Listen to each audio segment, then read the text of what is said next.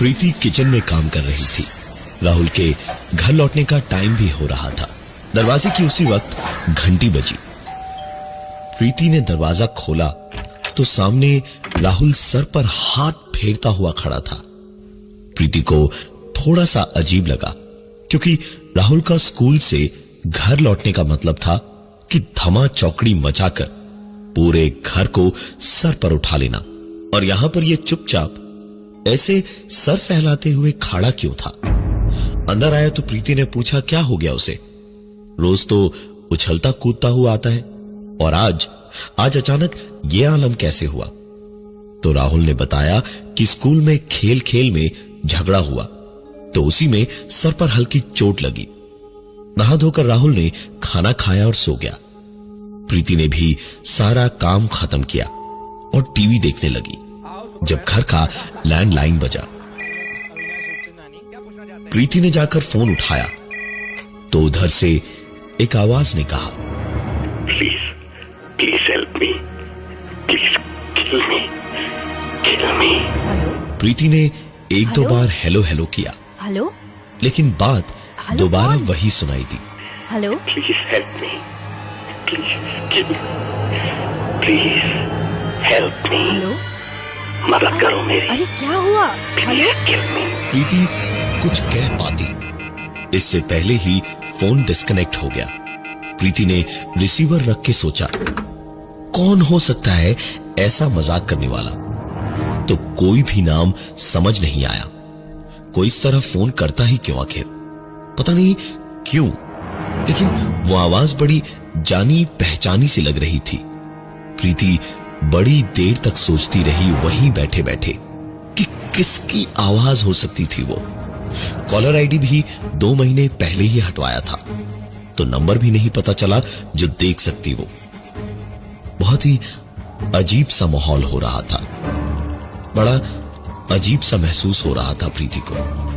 वो करती भी तो क्या, जाकर अपने कमरे में लेट गई। काफी देर तक उसके दिमाग में अजीब अजीब बातें चलती रही, और उसके बाद आखिरकार उसने सब भुलाकर कुछ देर सो लेना ही बेहतर समझा। आग जरा ज्यादा देर को लग गई थी। सुरुचि को छोड़ने जब प्रीति की मां आई तो नानी से मां के पास आने की खुशी उस 2 साल की बच्ची के अंदर साफ झलक रही थी। छोटी सी सुरुचि पूरे घर में दौड़ती भागती इधर उधर खेलती रही। प्रीति ने भी रात के खाने की तैयारी कर ली, और जतिन के आने पर डिनर के वक्त एक बार राहुल के कमरे में झांका तो राहुल गहरी नींद में सो रहा था। उसे जगाकर खाने की बात कही तो उसने कहा कि अभी तबीयत ठीक नहीं है और खाने का दिल भी नहीं है, इसलिए प्रीति ने उसे सोने देना ही बेहतर समझा। डिनर के वक्त प्रीति और जतिन दोनों साथ साथ बैठे थे, तो प्रीति ने सुरुचि को खिलाकर सुला दिया और फिर जतिन को बैठ के दिन में आए उस फोन की बात बताई। जतिन ने पूरी बात सुनी तो खुद ही कहा कि जरूर कोई मजाक कर रहा होगा और कॉलर आईडी दोबारा 1-2 दिन में लगवा देगा। दोबारा फोन आएगा तो हम पुलिस में रिपोर्ट कर देंगे। प्रीति को भी जतिन की बात से हिम्मत मिली तो चैन से उसे नींद आई। रात को सवेरे उठते ही प्रीति ने घड़ी देखी तो 15 मिनट देर से उठी थी। राहुल को जगा के नहाने भेजने में भी आधा घंटा लग जाना था। प्रीति भागी भागी राहुल के कमरे में पहुंची और उसे जगाने की कोशिश करने लगी, लेकिन राहुल नहीं जागा, क्योंकि राहुल मर चुका था। सर पर चोट लगने की वजह से उसे ब्रेन हैमरेज हो गया था और खून का दौरा रुक जाने से उसकी देर रात मौत हो गई। पूरे घर में मातम का माहौल था। 14 साल का बेटा किसी का भी अचानक दुनिया से चल बसे तो और क्या हो सकता है। किसी तरह वक्त बीता। 5 साल हो चुके थे राहुल की मौत को। धीरे धीरे कैसे जख्म भर रहे थे ये समझना सिर्फ उन्हीं के बस का था जो कि इस दौर से गुजर रहे थे। किसी तरह खुद को संभाल कर प्रीति और जतिन अपनी जिंदगी बिता रहे थे, जब एक दिन दोपहर के वक्त पुरानी बातों को याद करते करते आंखों से बहते हुए दो चार आंसू पहुंचे ही थे प्रीति ने जाकर फोन उठाया तो दूसरी ओर से एक जानी पहचानी आवाज आई। प्लीज हेल्प मी, मदद करो मेरी, प्लीज किल मी। प्रीति के हाथ से रिसीवर छूट गया। निगाहें तुरंत चारों ओर घर में घूमने लगी। तुरंत भागकर सुरुचि के कमरे में प्रीति उसके पास ही रही। एक पल को भी सुरुचि को अपने से दूर नहीं होने दिया प्रीति ने। सारा वक्त उसे साथ में लिए ही रही। रात का खाना बनाते वक्त भी बार बार उसी पे नजर थी। आज जतिन ऑफिस से थोड़ा जल्दी लौटा था। प्रमोशन हुआ था, बहुत ही अच्छे मूड में था। पुराने गम थोड़े थोड़े सह गए थे दिल को।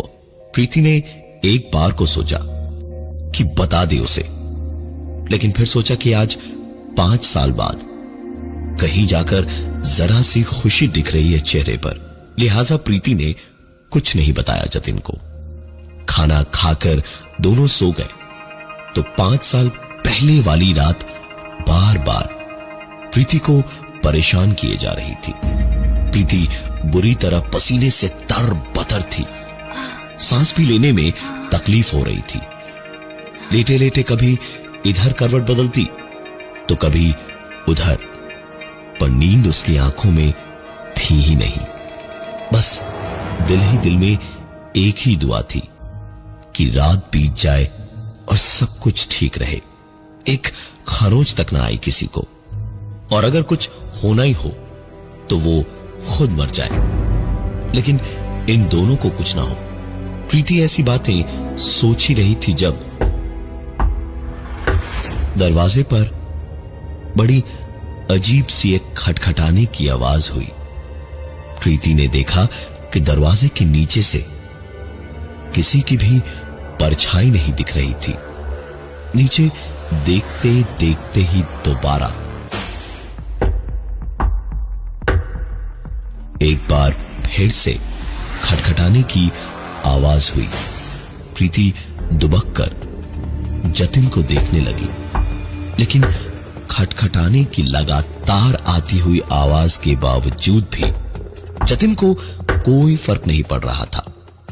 इसका मतलब आज शायद प्रीति की ही बारी थी। प्रीति खुश थी कि जतिन और सुरुचि ठीक है, लेकिन खटखटाने की आवाज अभी भी हो रही थी।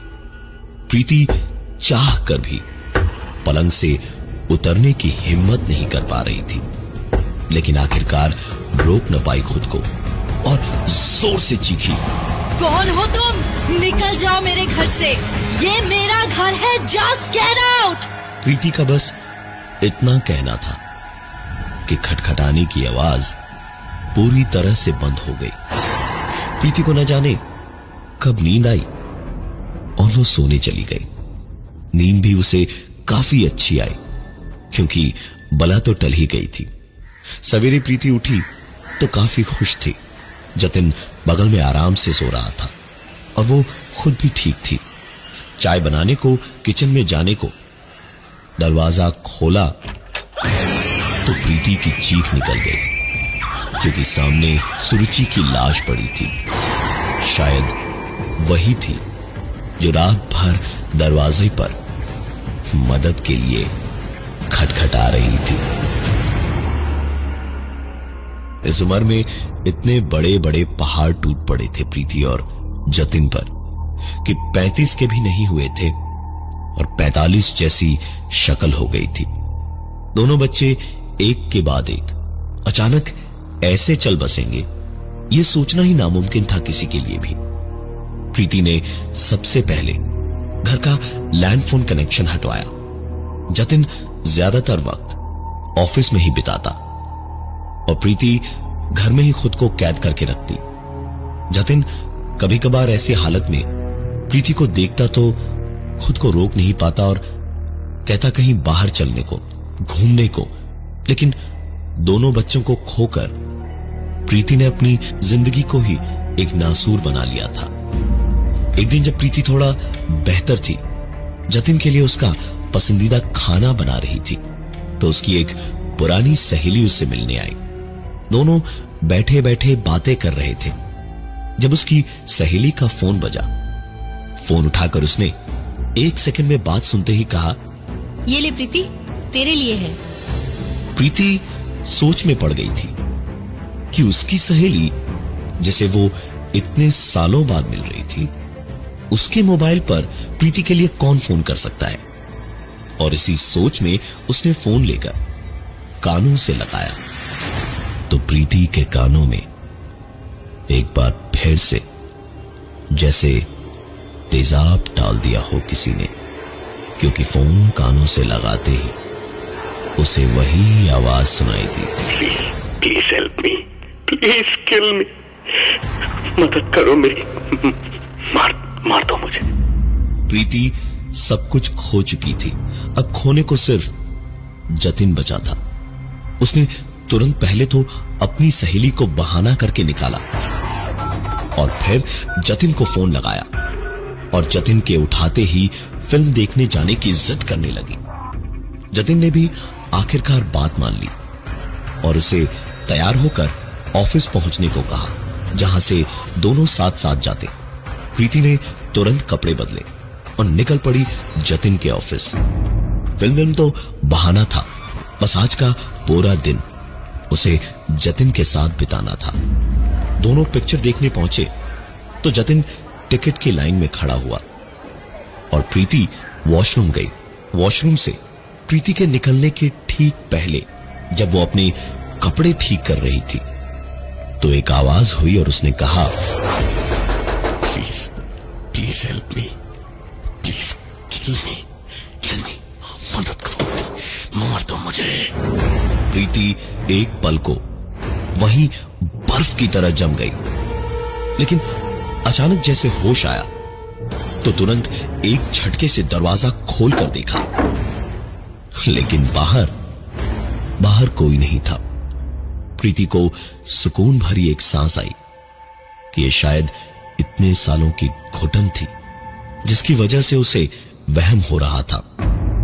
फिल्म देखकर प्रीति और जतिन घर की ओर लौट रहे थे तो प्रीति काफी खुश थी कि बस अब कुछ ही देर और बाकी थे दिन बीतने में और सब कुछ ठीक होने में।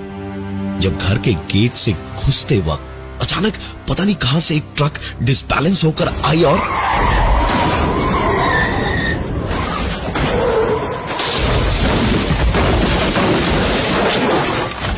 गाड़ी अच्छी थी इसलिए तुरंत ही एयरबैग्स खुल गए और प्रीति की जान बच गई। दौड़े दौड़े आसपास के लोग आए और किसी तरह हालत संभाली। जैसे ही एयरबैग्स के पीछे से प्रीति को निकाला गया तो जख्मी हालत में भी वो चीख पड़ी, क्योंकि प्रीति के एयरबैग ने उसकी तो जान बचा ली थी, लेकिन जतिन का एयरबैग खुला ही नहीं और जतिन की भी मौत हो चुकी थी। प्रीति अकेली रह गई है इस दुनिया में। प्रीति के लिए मुश्किल ही नहीं, नामुमकिन था ऐसा कुछ सह पाना। एक मिडिल क्लास परिवार की सीधी साधी लड़की प्रीति, जिसके बच्चे पति सब के सब ऐसे अजीबोगरीब वाकये के बाद चल बसे हो, तो उस पर क्या बीतेगी ये सोच समझ पाना किसी के लिए भी बहुत ज्यादा मुश्किल नहीं होगा। प्रीति ने बुरे हाल में जतिन के क्रियाकर्म और बाकी रिवाज खत्म करने के बाद जिंदगी से आस उम्मीद सब छोड़ दी थी। एक रात की बात है जब तकरीबन 2 बजे प्रीति अपनी नाइट ड्रेस में ही घर से बाहर निकली और रात के अंधेरे में हर डर को दुत्कारती हुई चुपचाप चलती गई और आखिरकार पुराने पुल पर पहुंची, जहां पहुंचकर बिना इधर उधर देखे, बिना कुछ सोचे समझे प्रीति ने नीचे बरसात में उफनती नदी में छलांग मार दी। लेकिन ऐसे वक्त में भी एक दो नाव वाले थे जो जिंदगी की गुजर बसर को मछलियां पकड़ने पानी में उतरे थे। उन्होंने प्रीति को बचा लिया।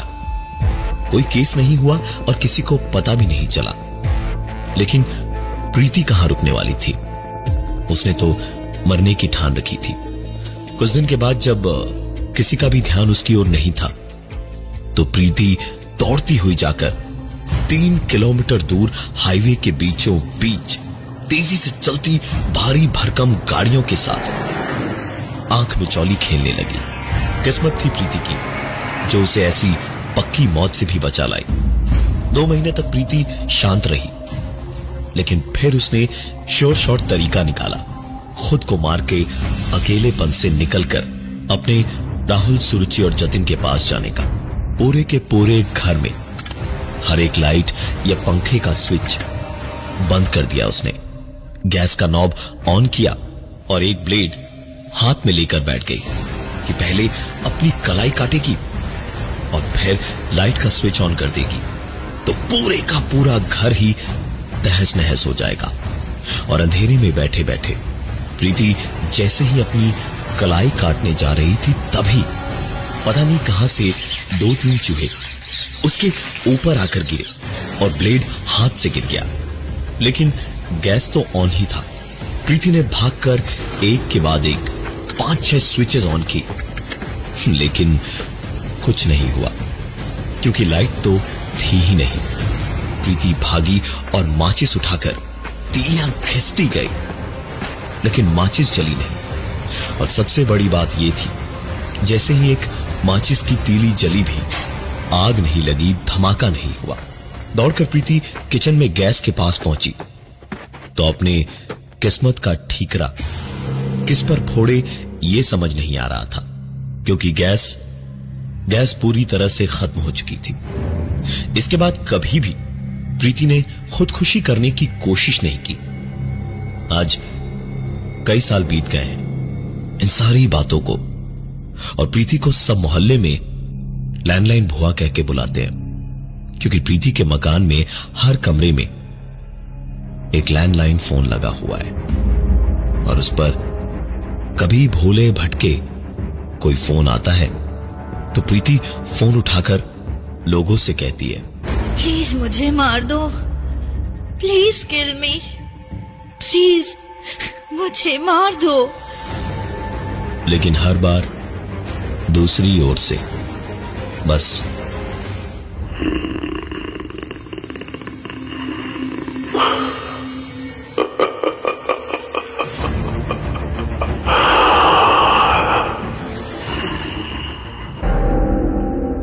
प्रीति अपनी मौत का उस एक फोन का इंतजार कर तो रही है, लेकिन आज तक वो फोन दोबारा नहीं आया।